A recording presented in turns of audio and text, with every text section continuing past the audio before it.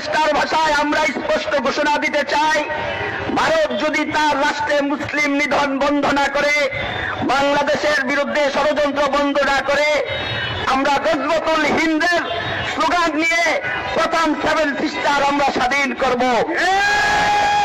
এরপরে দিল্লির দিকে আমরা অগ্রসর হব, ওই 1 লক্ষ মুজাহিদ আবারও তৈরি করব। আমরা বাংলাদেশ সরকারকে স্পষ্ট বলতে চাই, মালদ্বীপ সহ ছোট ছোট রাষ্ট্রগুলো, শ্রীলঙ্কা, মালদ্বীপ যদি ভারতকে বৃদ্ধাঙ্গুল দেখিয়ে রাষ্ট্র চালাইতে পারে, বাংলাদেশও চলতে পারবে। অতএব সর্বশেষ আরেকটি দাবি হেফাজত ইসলামের পক্ষ থেকে আমরা উত্থাপন করতে চাই। বিগত 16 বছর যারা ভারতীয় আধিপত্যবাদকে, ভারতীয় সংস্কৃতিকে এদেশে প্রতিষ্ঠিত করার জন্য দেশ ইসলামকে বিকিয়ে দিয়েছিল, সেই আওয়ামী লীগকে নিষিদ্ধ করতে হবে। শুধু ছাত্রলীগ নয়, আওয়ামী লীগের সমস্ত অঙ্গ সংগঠন এদেশে নিষিদ্ধ ঘোষণা করতে হবে। আজকে যারা এখানে অংশগ্রহণ করেছেন